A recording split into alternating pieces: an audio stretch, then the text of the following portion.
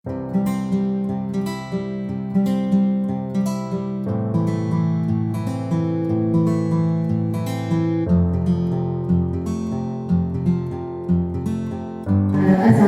warahmatullahi wabarakatuh. Pertama-tama puji syukur kepada Allah Subhanahu wa Ta'ala yang telah memberikan kita nikmat sehat, nikmat waktu untuk dapat berkumpul bersama di sini. Yang saya hormati Bapak Ahmad Sabri SPG selaku Kepala Sekolah SMP Negeri 3 dan Panggang. Yang berikutnya Bapak Yasmuni SAG selaku Wakil Kepala Sekolah SMP Negeri 3 dan Panggang, serta yang saya hormati Bapak Ibu Guru sekalian yang telah menyempatkan hadir di ruangan ini untuk mendengarkan atau menyaksikan penyebaran pemahaman dan penerapan pengalaman budaya positif. Sebelumnya, belum perkenalan ya Bapak Ibu. Perkenalkan, saya Herawati, calon guru penggerak angkatan 8 SMP Negeri 3 dan Panggang, Kabupaten Hulu Sungai Utara. Semoga bisa selesai dengan selamat. Sebelum kita masuk ke materinya, di sini ada budaya positif Bapak Ibu. Budaya positif ini adalah tidak hal yang biasa, tidak hal yang baru lagi bagi Bapak Ibu. Saya rasa sebelum kita masuk ke pemahamannya, saya boleh bertanya dulu. Penerapan budaya positif apa saja yang sudah Bapak Ibu lakukan selama di pembelajaran atau yang sudah kita terapkan selama ini? Apa saja budaya positif yang kita lakukan? Satu, mengucapkan salam. Ya, itu budaya positif. Yang berikutnya apa Bapak Ibu? Ya, membaca doa sebelum belajar dan sesudah belajar. Oke, ternyata kita adalah guru-guru hebat yang sudah menerapkan budaya positif di situ. Secara tidak langsung kita sudah paham dan mempraktekkan budaya positif itu sendiri. Oke, dalam konsep inti dari budaya positif itu sendiri, ini saya kelompokkan menjadi beberapa 7 poin. 7 poinnya. Oh, 8 poin. Ada 8 poin. Konsep inti dari budaya positif yang akan kita jabarkan nantinya. Yang pertama itu ada perubahan paradigma belajar. Yang berikutnya ada disiplin positif.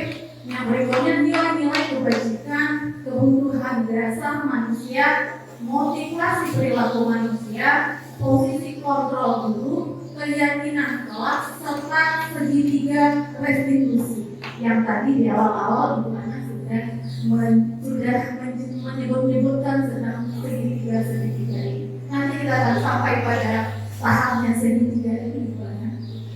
Lanjut, kita masuk yang pertama, yaitu apa tadi? Pertama itu perubahan paradigma belajar. Nah, perubahan paradigma belajar atau yang sering kita sebut dengan pembelajaran dengan paradigma baru. Nah, pembelajaran dengan paradigma baru ini seperti apa? Mungkin Bapak Ibu sudah pernah mendengar pembelajaran teacher center dengan student center, yaitu pembelajaran yang berpusat kepada guru dan pembelajaran yang berpusat kepada siswa atau murid.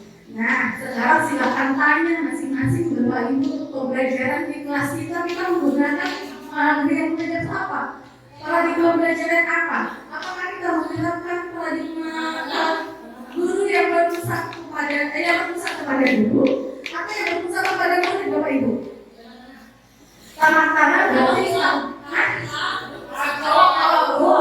ya Bapak Ibu menyesuaikan situasi dan kondisi ya. Ada saatnya kita berpusat kepada guru, ada saatnya kita berpusat kepada siswa. Nah, seharusnya dalam paradigma idealnya Bapak Ibu, dalam pembelajaran dengan paradigma baru itu kita harus berpusat kepada siswa atau murid. Kenapa? Dengan begitu kita akan mengimplementasikan murid yang berbeda. Nah, pembelajaran yang berorientasi dari penguatannya kompetensi itu pengembangan karakter yang sesuai dengan dimensi profil pelajar Pancasila itu akan tercapai apabila kita menerapkan paradigma baru dengan menggunakan student center. Jadi yang semua karakter yang sesuai dengan masih menerapkan teacher center atau berusaha efektif. Oke, dalam profil ajaran Pancasila itu banyak sekali ada 6, ada beriman dan bertakwa kepada Tuhan yang Maha Esa yang akan dicapai, ada kebinekaan global, ada gotong royong, ada kreatif, bernalar kritis, dan ada berikutnya mandiri.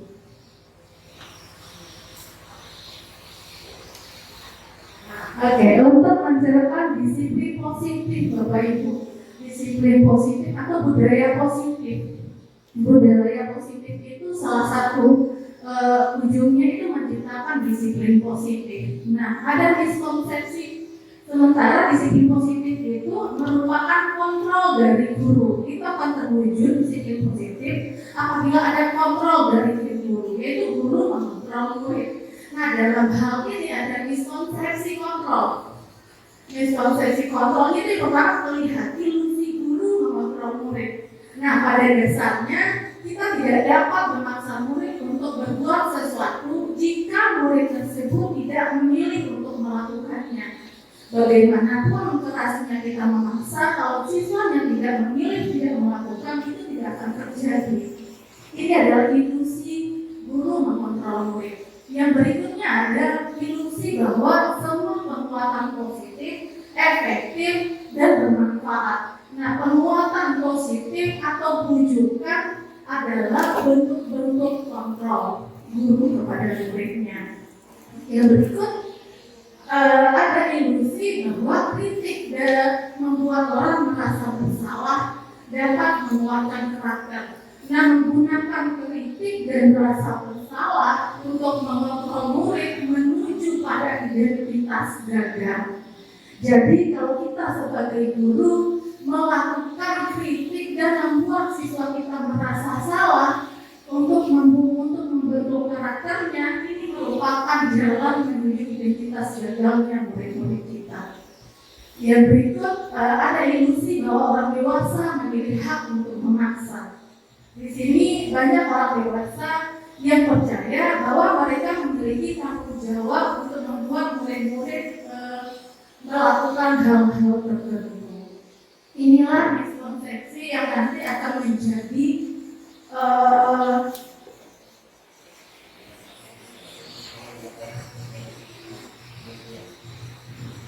menimbulkan menjadi merubah dari miskonsepsi ini paradigma stimulus respon akan kita ubah menjadi pendekatan teori kontrol.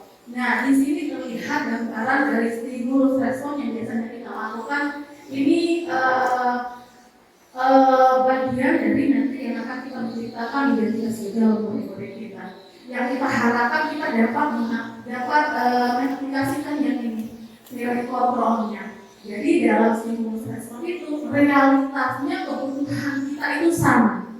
Sementara pada teori kontrol itu realitanya kebutuhan kita ini berbeda, Bapak Ibu. Begitu juga dengan murid-murid kita. Mereka mempunyai kebutuhan yang berbeda-beda. Yang berikut, semua orang melihat hal yang sama. Sementara di teori kontrol itu setiap orang memiliki gambaran atau pemikiran yang berbeda. Dan berikutnya ada di stimulus respon, kita mencoba mengubah agar orang berpandangan sama dengan kita. Di sini yang letaknya ada pemaksaan tadi. Sementara di teori kontrol, kita berusaha memahami pandangan orang lain tentang dunia. Jadi memahami pandangan berbeda, tidak harus sama dengan kita, menghormati pandangan yang berbeda. Yang berikutnya adalah perilaku buruk dilihat sebagai suatu kesalahan. Sementara pada teori kontrol, semua perilaku yang dilakukan itu memiliki tujuan tersendiri, tujuan masing-masing. Jadi apa ya, walaupun salah yang mereka lakukan, mereka memiliki tujuan atas itu. Tidak bisa kita menyalahkan sekalian. Itu kalau kita masih menerapkan, berarti kita masih berada di paradigma stimulus respon ini. Stimulus berarti memberikan rangsangan, respon kita memberikan dukungan. Itu konsepnya dari stimulus respon. Sementara teori kontrol berarti kita mengontrol apa yang terjadi pada kita. Memberikan kita mengontrol, tidak langsung menstimulus. Stimulus itu rangsangan, Bapak Ibu. Rangsangan yang diberikan itu kita langsung merespon. Jadi jadi ini usulannya. Jadi seharusnya yang kita idealnya yang kita bisa pengen wujudkan itu kita bisa berada di teori kontrol ini. Tidak mengontrol murid, tapi intinya adalah mengontrol diri kita sendiri. Yang berikutnya ada ini, ada stimulus respon. Ini orang lain bisa mengontrol saya, tapi kita membuka diri untuk dikontrol orang lain. Sementara pada teori kontrol hanya diri sendiri yang dapat mengontrol, bukan orang lain. Yang berikut adalah saya bisa mengontrol orang lain, sementara di teori kontrol itu tidak bisa mengontrol orang lain. Kenapa? Karena di atasnya adalah dirinya punyanya sendiri, jadi tidak bisa orang lain mengontrolnya. Yang berikut adalah pemaksaan pada saat bujukan. Jaga. Ini. Sementara di teori kontrol itu kolaborasi dan prinsipnya menciptakan pilihan-pilihan baru. Jadi memberikan gambaran pilihan lain, tidak pemaksaan. Yang berikut adalah model berpikir menang kalah. Sementara pada teori kontrol, model berpikirnya adalah menang-menang. Jadi kalau menang kalah berarti ada yang disalahkan, ada yang dimenangkan. Itu selesainya yang di paradigma, merubah paradigma stimulus respon kita menjadi pendekatan teori kontrol. Jadi kita masuk disiplin positif. Salah satu budaya positif adalah dengan adanya disiplin positif. Nah, dari katanya disiplin sebelumnya tahun ini belum disiplin. Seperti yang di dalam mindset pikiran Bapak Ibu sekalian, dalam pemikiran Bapak Ibu itu kalau seandainya mendengar kata disiplin, apa yang terbersih di kepala Bapak Ibu? Tentang waktu, hukuman tinggi peraturan, rapi. Oke, itu semua adalah peraturan yang dibuat di sekolah. Jadi sebelum kita masuk ke situ, kita lihat dulu asal usulnya kata disiplin ini dalam bahasa Latin, yaitu disiplina yang berarti artinya belajar sebenarnya artinya. Jadi kalau belajar itu dalam konsep pemikiran saya, kalau belajar itu berarti walaupun mereka melakukan salah tidak masalah karena mereka dalam masih proses belajar. Itu arti sebenarnya dalam disiplin. Kata disiplin juga berasal dari kata yang sama dengan disiplin atau murid. Nah, ini diambil dari Restoration School tahun 2001 oleh Indonesia. Ini untuk menjadikan seorang murid atau lingkungan Bapak Ibu yang influencer malah yang menjadi yang aktif di media sosial untuk menjadikan seseorang pengikut itu berarti Bapak Ibu harus paham betul alasan mengapa orang mengikuti Bapak Ibu. Nah, jadi sehingga motivasi untuk bangun. Nah, motivasi yang kita harapkan itu adalah motivasi intrinsik Bapak Ibu, bukan ekstrinsik. Berarti motivasi yang datang dari diri sendiri siswa, bukan dari pengaruh luarnya. Nah, disiplin diri juga mempelajari bagaimana cara kita mengontrol diri. Nah, seperti yang tadi stimulus kontrol. Jadi disiplin ini adalah salah satu cara bagaimana kita mengontrol diri dan menguasai diri untuk memilih tindakan yang mengacu pada nilai-nilai yang kita hargai. Nilai-nilai karakter materi ini adalah nanti akan merumus kepada nilai-nilai kebajikan yang akan dicapai oleh kita.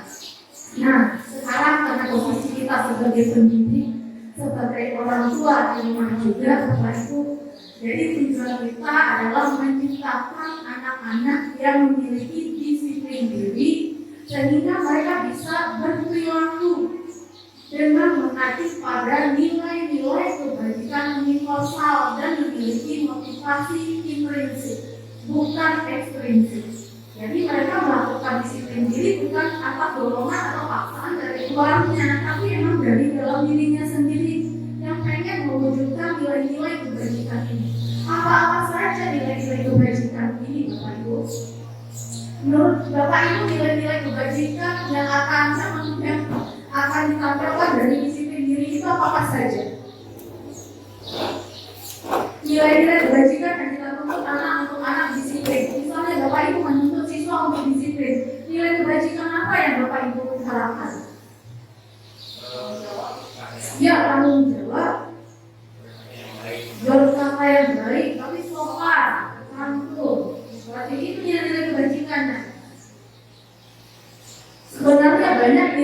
kebajikannya, tapi dalam pemikiran saya dari kebajikan dari beberapa institusi, tapi saya rangkum menjadi di profil belajar Pancasila ini semuanya sudah merangkum untuk nilai-nilai kebajikannya dari beberapa institusi yang ada. Makanya saya membuatnya di sini cuma satu saja, yaitu profil belajar Pancasila. Nilai kebajikan beriman bertakwa kepada Tuhan dan berakhlak mulia. Seperti tadi berkata sopan santun, ini nilai kebajikan yang masuk ke poin ini. Dan bertanggung jawab itu juga masuk ke dalam ini. Menghargai orang lain itu masuk ke kebinekaan global. Jadi sebenarnya nilai-nilai kebajikan universal yang banyak dikembangkan oleh institusi sebenarnya sudah dirangkum dalam 5 dimensi profil belajar Pancasila. Oke, untuk menumbuhkan motivasi intrinsik dari dalam diri seseorang atau murid Bapak Ibu, maka tumbuhnya pemahaman terhadap nilai-nilai kebajikan. Jika anak murid kita, anak didik kita sudah melakukan disiplin positif, terinspirasi atau dorongan dari dalam dirinya, mereka akan mencapai kepada ini akan pemahaman tentang nilai-nilai kebajikan ini. Nah, nilai-nilai kebajikan universal sendiri itu terbentuk dari kesepakatan bersama lepas dari suku bangsa, agama, bahasa maupun latar belakangnya. Jadi nilai-nilai kebajikan dari sisi positif itu yang kita rangkum dari banyaknya bentuk nilai-nilai kebajikan yang dikembangkan oleh institusi. Saya rangkum kali ini menjadi dimensi profil Pancasila karena sudah merangkap di sini.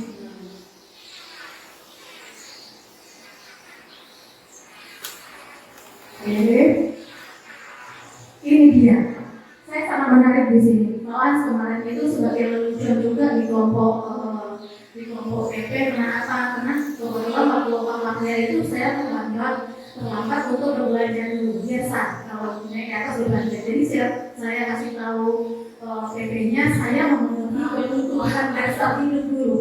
Jadi kalau seandainya saya tidak memenuhi kebutuhan dasar hidup ini, nanti tidak akan konsentrasi untuk bekerja. Begitu juga Bapak Ibu anak didik kita.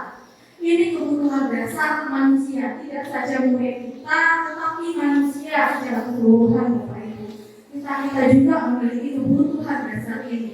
Nah, seluruh tindakan manusia memiliki tujuan tertentu. Semua yang kita lakukan adalah usaha terbaik kita untuk mendapatkan apa yang kita inginkan. Nah, untuk mendapatkan kita yang kita inginkan ini, untuk melakukan usaha terbaik ini, ada 5 kebutuhan dasar yang harus kita penuhi, baik itu kita maupun dengan murid-murid kita. Misalnya sebagai contoh, Bapak Ibu, ada anak-anak ini murid-murid kita yang lancar dengan keluar sering sekali keluar saat pembelajaran. Nah, coba ditanyakan ternyata belum sarapan. Nah, kebutuhan dasar apa yang belum terpenuhi Bapak Ibu? Ya, kebutuhan bertahan hidup. Nah, kebutuhan bertahan hidupnya tidak terpenuhi, berarti mereka pun di dalam pembelajaran tidak akan fokus untuk melakukannya. Nah, kebutuhan bertahan hidup ini survival adalah kebutuhan yang bersifat fisiologis yang harus dipenuhi Bapak Ibu. Dan untuk bertahan hidup itu misalnya kesehatan, poinnya sakit, kalau anak-anak kita sakit, dia tidak akan juga fokus di dalam pembelajaran. Berikut adalah rumah dan makanan. Kalau seandainya yang berikutnya, makanya banyak anak-anak coba ditanyakan dulu pagi-pagi apakah sudah sarapan apa belum. Kenapa? Kalau seandainya kebutuhan bertahan hidupnya belum terpenuhi, mungkin dalam pembelajaran kalau tidak dia mengganggu temannya, dia sering keluar. Itu akan mengganggu proses pembelajaran Bapak Ibu dilakukan. Yang berikutnya adalah kasih sayang dan rasa diterima. Ini adalah kebutuhan untuk diterima Bapak Ibu. Ini harus Bapak Ibu. Tidak saja Bapak Ibu guru perhatikan sebagai murid, tapi mungkin bisa Bapak Ibu guru perhatikan untuk keluarga di rumah atau anak-anak di rumah. Sudah kata penuhi 5 kebutuhan dasar anak-anak kita di rumah. Lalu nanti kita aplikasikan ke sekolahan Bapak Ibu. Ini kebutuhan untuk diterima. Kebutuhan untuk disayangi dan diterima meliputi kebutuhan akan hubungan dan koneksi sosial.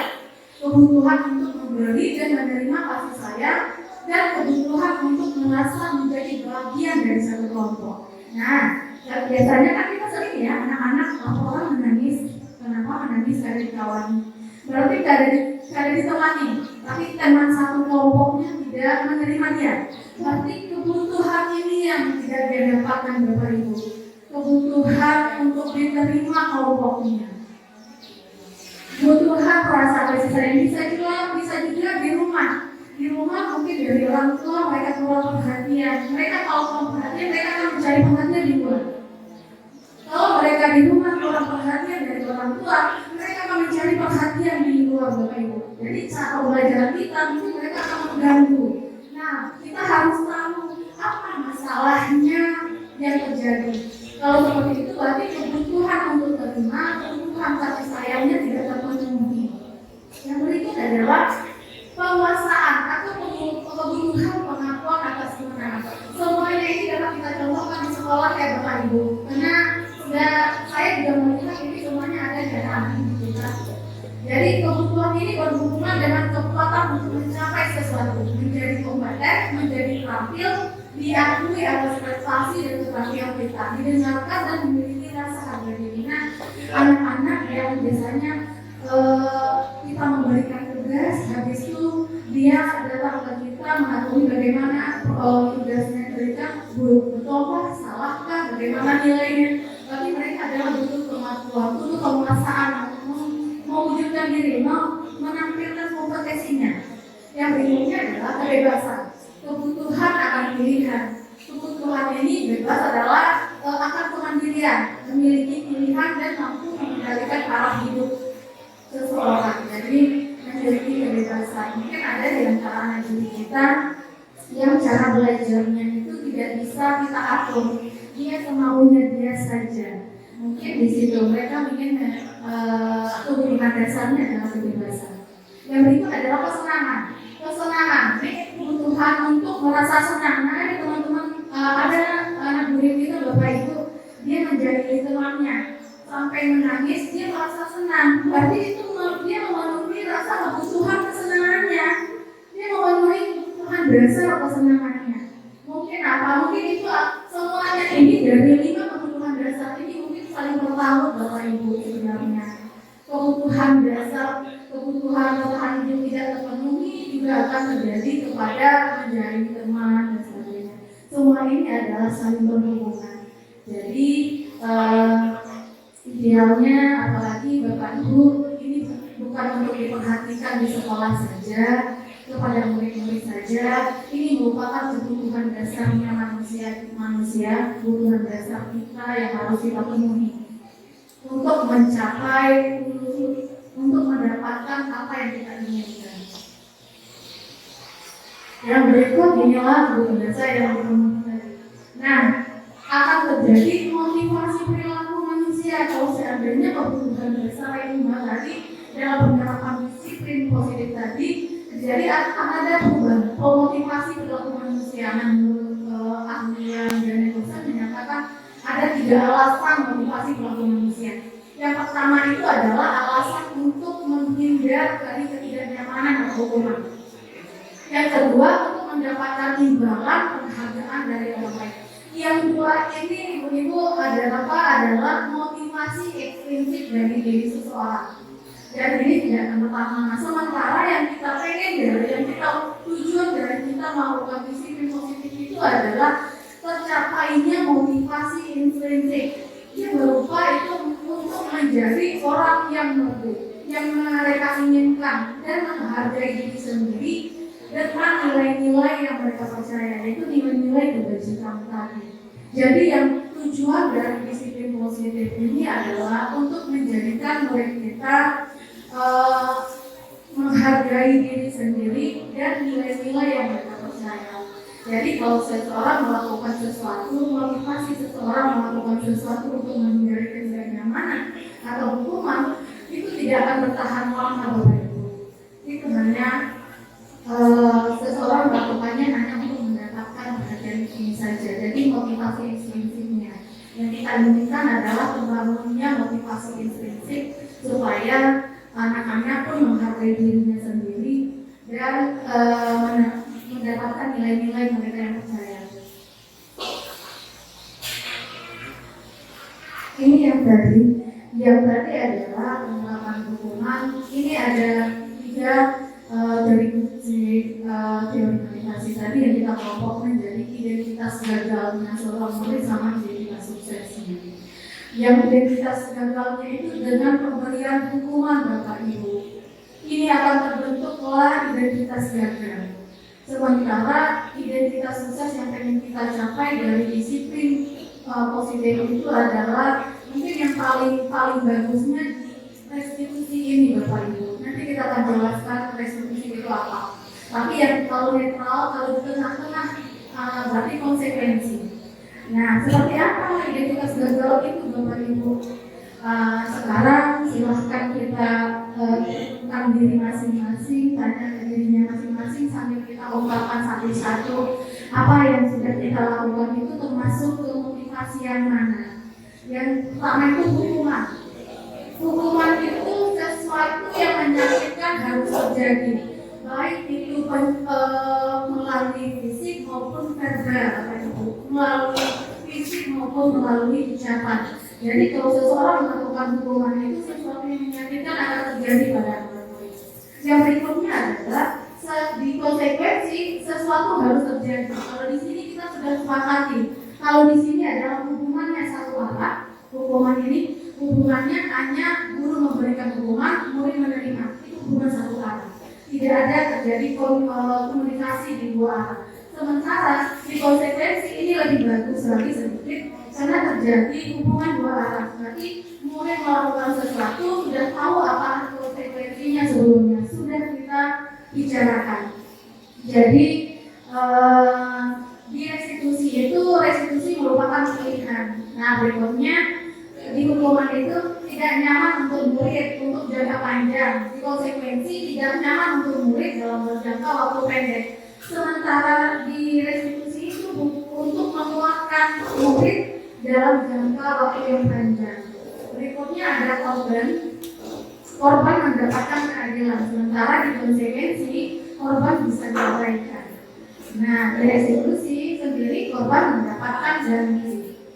Anak akan tersakiti kalau terjadi hukuman, anak akan tersakiti. Di konsekuensi anak dibuat tidak nyaman. Sementara kalau di konsekuensi kan dari awal anaknya sudah tahu, karena hubungan dua arah, murid menyampaikan anaknya sudah tahu. Jadi mungkin murid di sini dibuat tidak nyaman saja. Perilaku pasif agresif meningkat.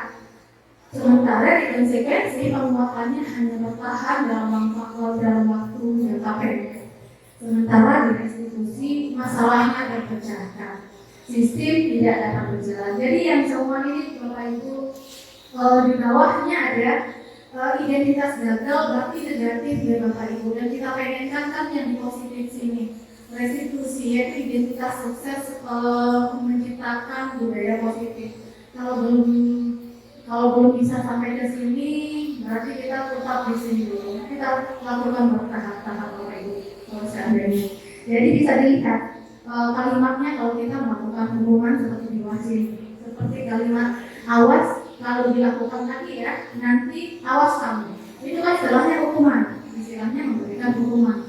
Nah, secara konsekuensi lakukan apa yang saya katakan. Seperti contohnya dan kelas seperti ini Bapak Ibu. Seperti saya pelajaran olahraga, saya menyuruh anak-anak membawa baju olahraga saat pelajaran olahraga. Nah, saya sudah membuat konsekuensinya, yang tidak membawa baju olahraga tidak bisa praktek. Nah, jadi secara tidak langsung saya anak tahu apa yang dilakukan dan apa yang kalau tidak membawa, nanti mereka tahu apa konsekuensinya. Itu konsekuensi. Sementara kalau di hukuman, mereka belum diarahkan di awal, tiba-tiba kita sudah memberi hukuman. Jadi hukumannya satu arah Bapak Ibu. Jadi yang baiknya itu di restitusi sini. Apakah hal yang sesungguhnya ingin kita lakukan? Di sini lebih kepada siswa mencari masalahnya sendiri, memecahkan masalahnya sendiri. Mereka membuat masalah, mereka pecahkan sendiri. Itu saja. Kita cuma sampai masalahnya. Ini dia memberi restitusi. Oke. Ini 5 posisi kontrol dulu kita saat ini. Bapak Ibu, Bapak Ibu di posisi kontrol yang mana saat ini? Boleh lebih satu. Mungkin seperti yang tadi ya Bapak Ibu, mungkin di saat situasi ini kita menjadi satu yang posisi kontrolnya. Di saat yang satu lagi kita menjadi seperti itu. Oke, sekarang Bapak Ibu di posisi kontrol yang mana?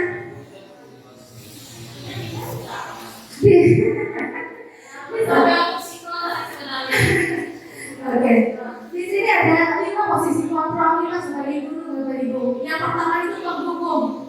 Nah, ini posisi kontrol di sekolahan, juga di rumah lah Bapak Ibu. Diperhatikan ingat di rumah. Bisa dipikirkan posisi kontrol ini. Ya, posisi kontrol ini kemana? Tidak di sekolah, di rumah juga bisa. Oke, di sini ada hukum Bapak Ibu. Posisi kontrol ada banyak hukum. Khawatir tak bisa ya, tapi tidak bisa. Kalian yang beratnya di sini ya Bapak Ibu. Oke. Ya manajer. Penghukum, nah nanti di penghukum ini kita sebagai seorang penghukum itu bisa menggunakan hukuman fisik dan hukuman verbal. Itu berarti dari kata-kata dan fisik itu dari fisik ya. Yang sebaliknya ada. Ini adalah penghukum. Tapi kadang-kadang Ya, benar manajer. misalnya kita kalau ngebahas kita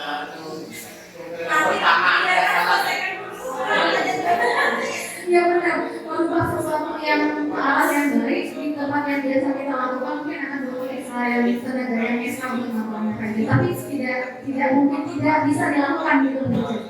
Nah berarti posisi kontrol itu ada 5 gitu. Silakan ya Bapak Ibu sambil diingat-ingat, sambil diingat saya di posisi mana ya? Saya di posisi mana ya seringnya di rumah dan di sekolah? Oke, ini ada penghukum. Penghukum itu seorang penghukum itu bisa menggunakan hukuman fisik dan maupun verbal, baik ucapan ataupun fisik. Fisiknya misalnya sedikit, gitu nah, itu hukuman fisik. Oke, nah yang berikutnya adalah posisi kontrol membuat merasa bersalah. Membuat merasa bersalah itu akan menggunakan keheningan yang membuat orang lain merasa tidak nyaman, bersalah atau rendah diri. Nanti untuk pelakunya nanti akan ada di slide berikutnya. Yang berikutnya ada posisinya sebagai teman. Nah, sebagai teman itu guru pada posisi ini tidak akan menyakiti murid, namun akan tetap berupaya mengontrol murid melalui persuasi. Tapi menurutnya posisi kita di teman ini ada 2 dampaknya Bapak Ibu, dampak positif dan negatif. Nah, dampak negatif kita tidak akan dihargai lagi oleh anak-anak. Dan karena posisinya sebagai teman. Dampak positifnya mungkin anak-anak lebih dewasa bercerita dan curhat. Jadi dia ada 2 dampak di sini. Yang berikutnya ada pemantau. Nah, posisi pemantau berdasarkan terhadap peraturan dan konsekuensinya. Jadi ini berdasarkan peraturan. Misalnya yang seperti tadi tidak memakai baju, dipantau tidak boleh mengikuti pelajaran. Yang berikutnya ini adalah yang supportnya Bapak Ibu yang akan kita tuju sampai di sini. Kalau seandainya sekarang posisi kita masih di sini, nanti ada 3 tahapan yang akan kita lewati lagi untuk sampai ke posisi manajer. Nah, manajer itu adalah posisi di mana guru berbuat sesuatu bersama dengan murid, mempersilahkan murid, mempertanggungjawabkan perilakunya, mendukung murid agar dapat menemukan solusi atas permasalahannya sendiri. Nah, dari sini kesalahan yang dilakukan murid akan dipertanggungjawabkan murid serta murid mencari jalan keluarnya atas permasalahan yang dia timbulkan. Di sinilah posisinya Bapak Ibu, posisi manajernya. Oke, ini cara 5 contoh 5 penerapan posisi kontrol guru. Nah, saya mengambil dari kasus murid tidak memakai atribut lengkap saat upacara bendera. Dari sini mungkin Anda tahu bapak-bapak yang senyum-senyum, ibu-ibu yang senyum, saya masih posisi ini ya, silakan dilihat-lihat. Yang penghukum, misal anaknya tidak membawa atribut lengkap saat upacara, berarti bahkan kata bendera selama 1 jam, berarti itu penghukum. Yang berikut ada membuat rasa bersalah. Membuat rasa bersalah itu seperti ucapannya, berapa kali Bapak Ibu harus memberitahu kamu selalu saja mengecewakan Bapak Ibu. Jadi istilahnya itu kalau membuat rasa bersalah ini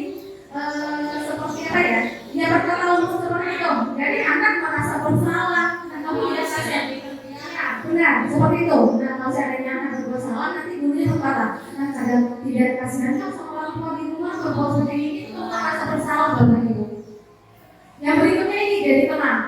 Nah, ayo dong, ayo di foto sekolah, ya sudah tidak apa-apa. Lain kali kita soal lagi ya, ini adalah sebagai kontrol kita sebagai teman. Yang berikut adalah pemantau. Di pemantau itu kamu sudah melakukan peraturan sekolah, kamu tahu konsekuensinya kan? Ini pemantau, karena sudah ada aturan-aturan sekolah. Jadi guru di sini cuma mengikuti peraturan di sekolah, jadi cuma memantau saja. Nah, yang berikutnya di manajer. Manajer itu apakah kamu tahu kesalahanmu? Kira-kira bagaimana kamu akan memperbaiki kesalahanmu? Nah, dari pertanyaan ini murid kita bertanggung jawab habis itu mencari solusi dari kesalahannya yang dia lakukan. Jadi tidak dari gurunya yang mencari solusi, muridnya yang mengeluarkan solusi sendiri atas permasalahannya. Ini ada sedikit pertanyaan Bapak Ibu, tadi sudah kita lihat 5 contoh posisi kontrol. Ini ada pertanyaan nih, saya kecewa dengan bangunan. Menurut Bapak Ibu ini posisi kontrol yang mana? Bersalah dua. Nah, pembuat merasa bersalah ya Bapak Ibu. Yang berikut, ini posisi kontrol kita di mana Bapak Ibu? Sebentar. Di mana posisi kontrol kita Bapak Ibu? Oh, tapi mau ngasih sama Bapak Ibu? Karena itu hanya agak hukum. Nah, ini posisi kontrol yang mana Bapak Ibu? Nah, kita lihat yang berikutnya, kita lihat tadi ini ya. Ini posisi kontrol yang mana Bapak Ibu? Manajer. Oke, manajer dan membuat rasa bersalah. Yang berikut, ini posisi kontrol yang mana Bapak Ibu? Teman. Oke, baseline. Yang ini posisi kontrol yang mana Bapak Ibu?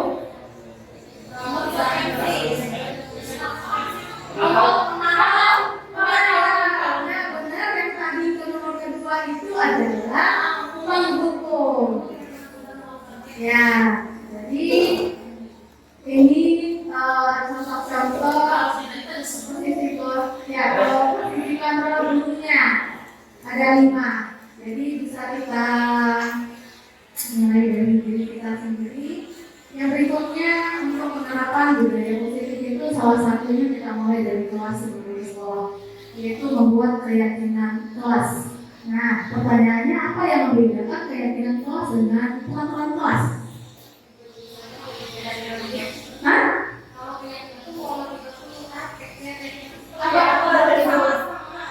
Jadi kalau KIP yang kalau peraturan itu akan dibuat oleh orang lain bisa. Tapi yakin. Oke, nanti keyakinan kelas ini adalah yang pertama itu bersifat kata positif Bapak Ibu. Jadi tidak ada kata-kata yang jangan, dilarang, tidak boleh. Itu biasanya ada di peraturan. Kenapa? Kalau sudah keyakinan kelas, nanti ada bukan yakin berarti dalam dirinya benar. Kalau mereka membuatnya dalam diri berkalimat positif, mereka akan bertanggung jawab dengan apa yang telah mereka buat. Jadi kita lihat perbedaannya. Ini pembentukan keyakinan kelas. Nah, sebenarnya tadi dia kata-katanya tidak boleh menggunakan terlalu panjang, terus singkat Bapak Ibu. Misal dilarang membuang sampah, ini peraturan kan Bapak Ibu. Nah, kita ubah menjadi keyakinan kelas menjadi apa Bapak Ibu? Jaga kebersihan. Nah, bedanya seperti itu Bapak Ibu. Jadi singkat, jadi mereka tahu. Jadi setidaknya dengan keyakinan kelas akan meningkatkan tanggung jawab tenaga kita untuk melakukannya. Ini keyakinan kelas bersifat lebih abstrak daripada peraturan yang lebih rinci dan konkret. Dia lebih secara lebih umum.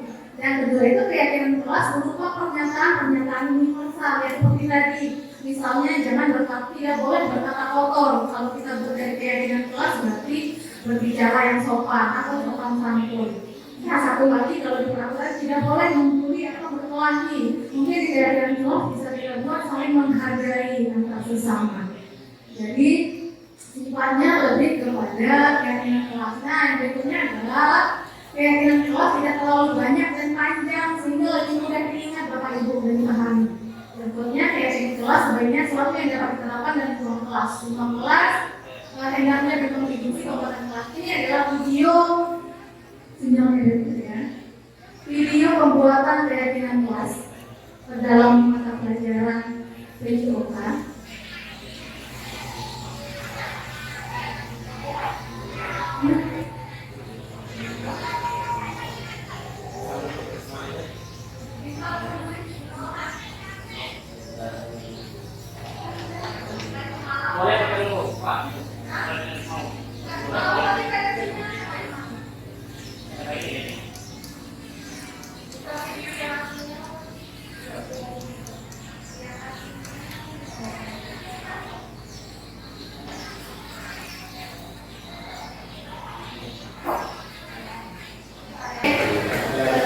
Ini cuplikan untuk pembuatan keyakinan kelas kemarin di kelas pembelajaran pendidikan dan kesehatan.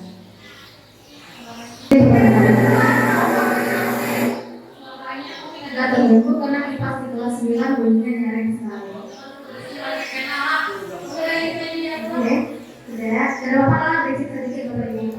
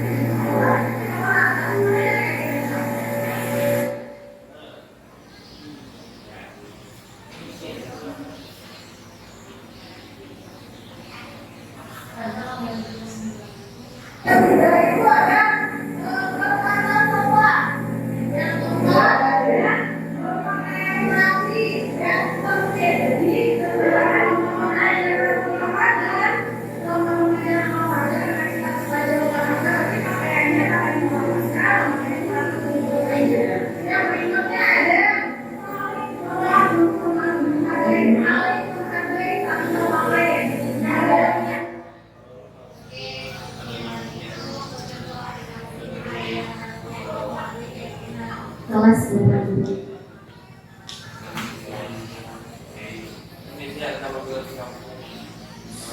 berikutnya, oke, mohon maaf untuk sinyalnya karena kita mendownload untuk video pembuatan keyakinan kelasnya.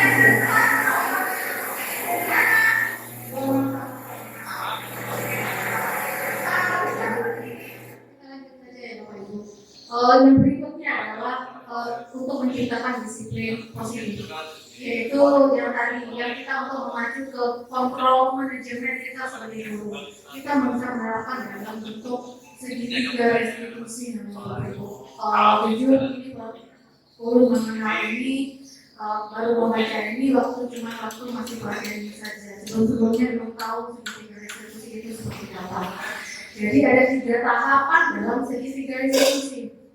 Segitiga restitusi itu adalah proses menciptakan kondisi bagi murid untuk memperbaiki kesalahan mereka sehingga mereka bisa kembali pada kelompok mereka dengan karakter yang lebih kuat. Jadi setidaknya mereka bisa memecahkan masalah mereka sendiri, ya, kembali ke karakter lebih kuat. Kalau kita menghukum anak, kalau kita pasti kita hukum, mungkin karakter anaknya akan lagi lebih lemah Bapak Ibu. Sementara kalau kita menerapkan segitiga restitusi, mereka merasa tidak dihukum, merasa tidak disalahkan.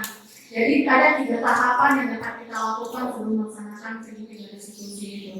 Yang pertama itu menstabilkan identitas dulu. Jadi kita stabilkan dulu identitas muridnya. Contohnya seperti ini. Misalnya seorang melakukan ada video contoh apa yang berikut nanti skenario pelaksanaan restitusinya. Nanti belakang ada videonya, nanti kita akan putarkan. Yang berikutnya ada yang kedua stabilkan identitasnya. Stabilkan identitas itu seperti ini. Misalnya siswanya buat kesalahan. Ibu sebagai ibu juga pernah melakukan kesalahan. Atau seperti ini kalimatnya. Nah, setiap manusia itu pernah berbuat salah. Nah, itu kita sudah menstabilkan identitas. Nah, yang berikutnya adalah validasi tindakan yang salah. Nah, kita tanyakan, nah, menurut kamu yang kamu lakukan itu benar atau salah? Itu adalah validasi tindakan yang salah.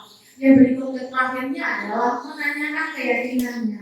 Nah, kalau seandainya yang dia lakukan adalah salah, bagaimana cara dia memperbaiki kesalahan tersebut? Jadi dia memunculkan sendiri solusi dari permasalahannya. Tapi di sini kita sudah menanyakan keyakinan. Ini namanya yang segitiga restitusi. Berikut ini adalah ini dia, menstabilkan identitas. Bapak Ibu, berdasarkan prinsip membuat kesalahan adalah bagian dari proses pembelajaran. Jadi menstabilkan identitas itu seperti ini, berbuat salah itu saja, atau kalau tidak ada manusia yang sempurna, atau Bapak Ibu juga pernah melakukan kesalahan. Itu kita sudah menstabilkan identitas anak. Yang berikutnya ada validasi tindakan yang salah. Berdasarkan prinsip setiap perilaku berupaya memenuhi kebutuhan tertentu. Nah, di sini bisa sebagai ucapan atau kalimat seperti ini, Bapak Ibu. Kamu tidak punya alasan melakukan itu, atau kamu melakukannya karena mempertahankan sesuatu yang penting buatmu. Misalnya anak-anak kita bermasalah, misalnya mempertahankan yang menurut dia benar. Jadi di sini kita harus validasi tindakan yang salahnya. Yang berikutnya adalah menstabilkan identitas. Nah, berdasarkan prinsip membuat kesalahan adalah bagian dari proses pembelajaran. Jadi, oke. Yang berikutnya adalah menanyakan keyakinan. Berdasarkan prinsip teori kontrol, bahwa pada dasarnya kita termotivasi secara intrinsik, Bapak Ibu. Tapi tidak ada dari dalam diri sendiri. Supaya apa? Supaya tanggung jawab dapat dilaksanakan. Jadi pada menanyakan keyakinan ini, kita tanyakan apakah keyakinan yang dia lakukan itu sesuai dengan keyakinan kelas yang sudah disepakati bersama atau belum. Dan berikutnya, apakah nilai yang telah disepakati bersama itu yang mereka lakukan, yang dilakukan itu cocok atau sesuai. Jadi berikutnya kita harus menanyakan, jadi bagaimana seharusnya yang harus dia lakukan. Jadi saat menanyakan keyakinan ini, mereka akan mencari sendiri solusi masalahnya tanpa kita beri solusi. Jadi ini adalah tiga restitusi, segitiga restitusinya dalam penerapan budaya disiplin positif. Ini penerapan ini skenario ini penting ya orangnya.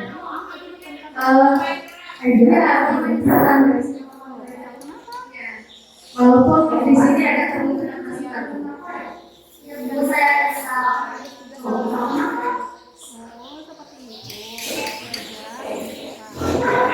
kalau tapi sebenarnya saya kita kayak ada apa bisa yang sama.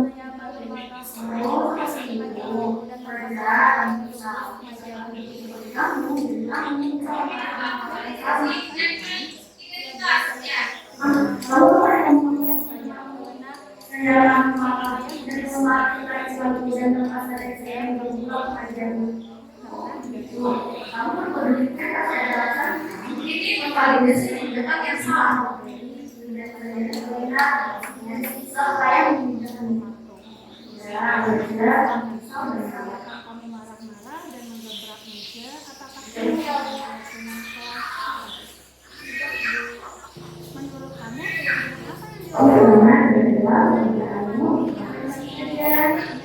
apa yang menurut kamu kami mengenai tanpa berhalang dan penting sekarang apa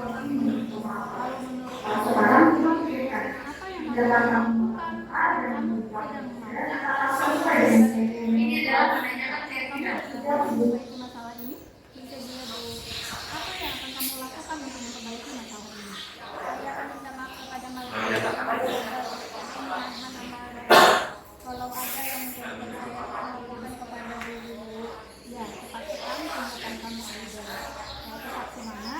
Menurut kamu kayaknya apa yang dilakukan? Terima kasih Bu. Aida, bagaimana kamu laporan dari ketua Dan menghormati asal menunggu saya hingga semua kamu saling memuaskan kemudian saya kalau kira-kira apa yang mau kamu lakukan saat kami wajar kamu tetap. Terima kasih Bu. Oke, ini contoh penerapan sekitar dan resolusi sahabat dari dengan dunia seksual ya. Apa yang akan kamu lakukan untuk memperbaiki ya? Kamu berbuat demikian. Kita lanjut dengan sinyal yang bagus. Ini terakhir pada pemahaman penyebaran pemahaman budaya positif, yaitu penutupnya itu dalam penerapan disiplin positif. Sebenarnya kita sebagai guru itu memiliki standar kepribadian profesional dan sosial yang baik sehingga kita mampu merefleksikan diri dalam posisi kontrol dan mampu menuntun murid kita menjadi insan yang mandiri, merdeka, dan bertanggung jawab. Ini harapan atau tujuan dari standar pendidikan kita nasional. Jadi yang dituju dari kurikulum merdeka serta penerapan budaya positif itu adalah ini standar pendidikan nasional ini yang ingin dicapai untuk itu. Oke, sekian pemaparan pemahaman dan pengalaman selama melakukan aktivitas selama mempelajari mutu budaya positif. Semoga kita dapat mengaplikasikannya di sekolah kita, di kelas kita, dan dapat lagi merubah pola pikir kita serta posisi kontrol kita sebagai guru. Mohon maaf kalau ada salah kata, saya sendiri. Wassalamualaikum warahmatullahi wabarakatuh. Oke, silakan Pak Jess. Kita diskusi Pak Jess.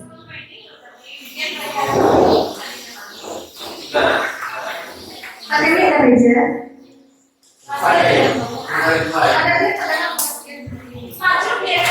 Ya, silakan Pak Jess. Ya, silakan Pak Jess. Ya.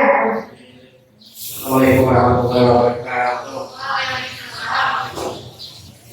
Yang mana kita kadang-kadang mengucapkan ini, tapi pelaksanaannya kita kadang susah.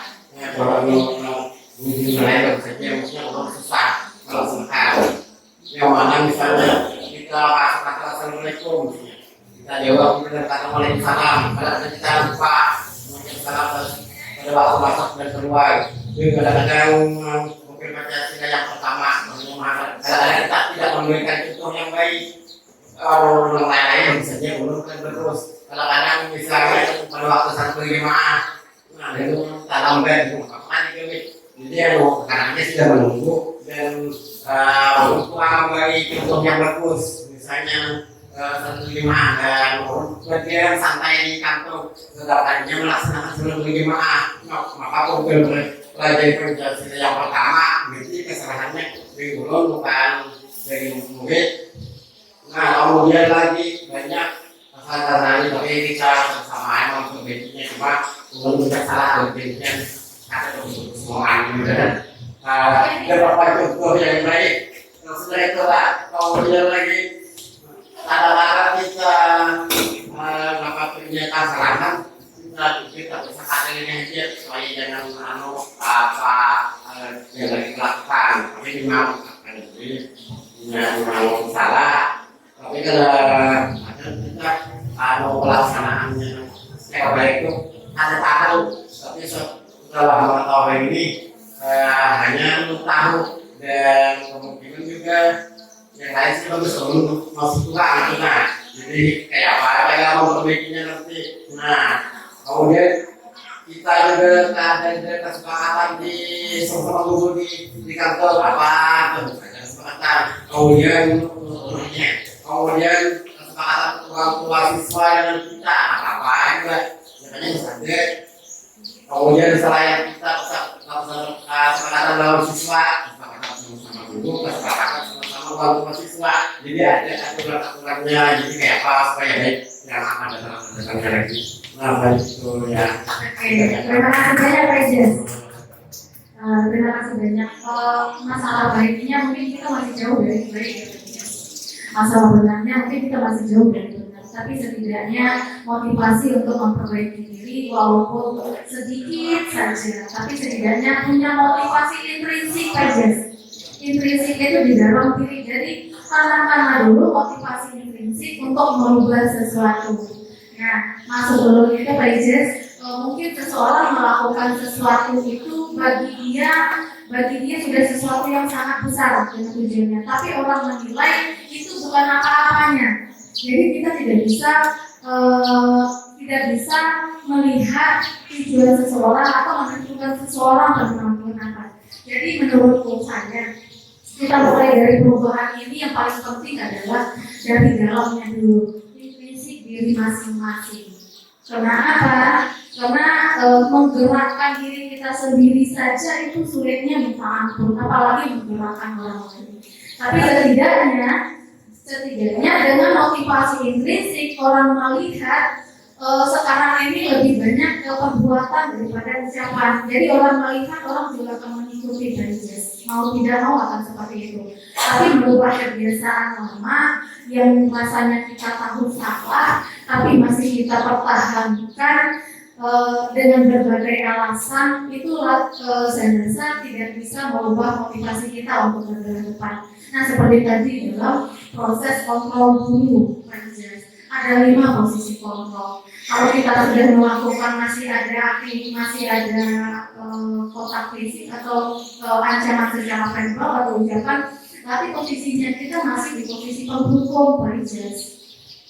Sementara posisi penghukum itu banyak sekali negatifnya yang akan terjadi. Pertama, itu akan menjadi luka panjang dalam waktu yang panjang. Kita tidak tahu saat itu murid kita dalam kondisi psikis seperti apa. Mungkin dulu kita pikir murid kita tidak masalah, tapi saat itu lagi sensitif, lagi tidak enak, lagi di rumah bermasalah, sedikit saja kita itu kan dia membekas. Nah, itu adalah jangka panjangnya pemikiran dalam hukuman saja. Jadi sebenarnya banyak ini ya hukum. Jadi hukuman basic kalau seandainya dapat dihindari, mungkin anak-anak yang tadi itu membuat kesalahan di sekolah, melakukan kesalahan di sekolah itu dipengaruhi dari 5 kebutuhan dasar yang tidak terpenuhi di rumah. Tadi ada berbincang-bincang dengan keluarga. 5 kebutuhan dasar tidak terpenuhi ini, bagaimana kita tahu apa yang kurang di rumah, apa kebutuhan mereka yang tidak tercapai di rumah. Itu mungkin di awal pembelajaran kita melakukan penilaian diagnostiknya ya Bu. Kita bisa lihat masuk kelas dulu apa yang dirasakannya, bagaimana hari-harinya di kelas, bagaimana di rumah. Jadi kita bisa tahu kondisinya saat itu seperti apa. Nah, jadi kalau seandainya masih melaksanakan penghukum, mungkin saya juga masih merasakan itu juga masih melaksanakan. Tapi untuk kedepannya, karena kita sudah tahu posisi kontrol yang mana yang bagus untuk diterapkan, mungkin sama-sama saja saling mengingatkan dan saling berbagi untuk menjadi lebih baik lagi. Bertahap-tahap mungkin merubah sesuatu itu tidak mungkin langsung melompat ke tangga ketiga. Mungkin merasakan. Jadi mungkin bisa bertahap-tahap sedikit demi sedikit saling mengingatkan sampai kita ke posisi ini. Mungkin kalau seandainya bagusnya di rumah juga penerapannya. Jadi kebiasaan di rumah akan dibawa ke sekolah Bapak Ibu. Karena nanti Bapak Ibu bisa tanyakan di rumah kepada anak-anaknya, mama nih posisi di mana nih? Nah, kayak ini. Sepertinya bagus ya sebenarnya kalau kita merefleksikan diri kita di setiap saat. Jadi kita tahu apa kekurangan kita. Oke, Reza mungkin sama-sama untuk masalah profil belajar dimensi untuk beriman dan bertakwa kepada Tuhan yang Maha Esa itu tidak hanya tergantung kepada sholatnya berjemaah saja budaya positifnya. Budaya positifnya bisa dengan berkata sopan santun, bisa dengan mengucapkan salam, kebiasaan salah satu itu Reza. Jadi salah satunya banyak dari profil yang beriman dan bertakwa kepada Tuhan yang Maha Esa tersebut. sama-sama saling mengingatkan. Kenapa? Mungkin soal berjamaah ibadah wajibnya kita, mungkin mereka di rumah di kantor, mungkin bapak ibu merasa tidak bersih, mana tahu melakukannya di rumah. Bisa saja seperti itu. Istilahnya budayakan berpikir positif supaya budaya positif pun akan terwujud. Jangan berpikiran negatif. Sesuatu negatif ibarat kata kalau negatif artinya negatif, ibarat kertas yang kita tempeli satu tinta, satu kali pikiran negatif, satu tinta, satu kali pikiran negatif, satu tinta, lama kelamaan kertasnya akan penuh dengan tinta hitam. Jadi silakan berpikiran positif untuk kedepannya. Apa yang bisa kita kerjakan, apa yang bisa kita rubah, setidaknya bertahap, tidak saling membantu lah istilahnya, saling berkolaborasi intinya, karena kerjasama saling mengingatkan itu penting. Oke, Bapak Ibu, ada lagi, kita tutup. Sudah Bapak Ibu? Sudah ya? Sudah, terima kasih Bapak Ibu atas waktunya. Mohon maaf ada kesalahan, tetap semangat, keep spirit, tetap senyum walaupun saya sendiri sudah punya, tapi setidaknya tetap semangat. Hari-hari kalau sudah diawali dengan energi, setidaknya pulangnya pun energi. Oke, terima kasih. Assalamualaikum warahmatullahi wabarakatuh.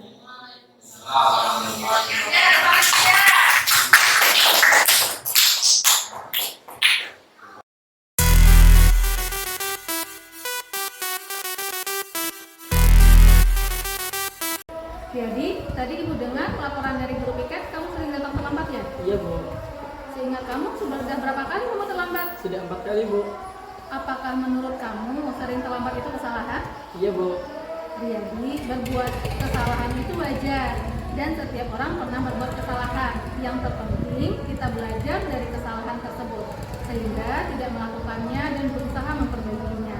Nah, apakah kamu setuju ya? setuju Bu. Kita akan cari solusinya bersama ya Riyadi. Iya Bu.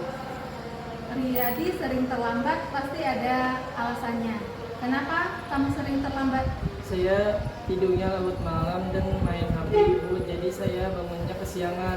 Nah, kamu ingat tidak keyakinan kelas yang sudah disepakati? Tahu Bu, Keyakinan apa yang sudah kamu langgar? disiplin Bu.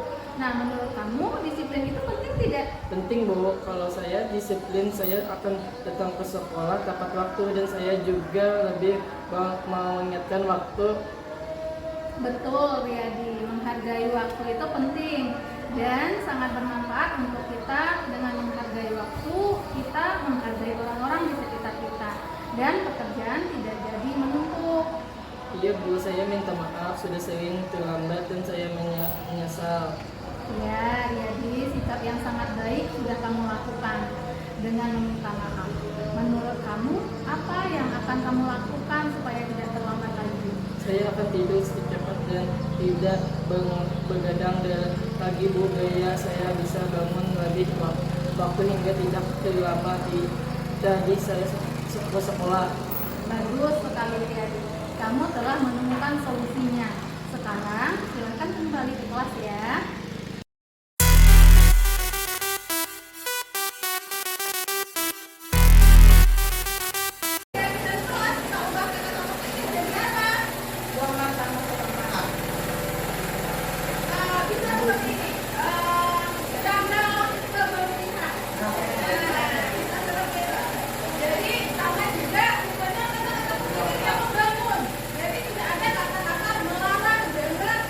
Tidak boleh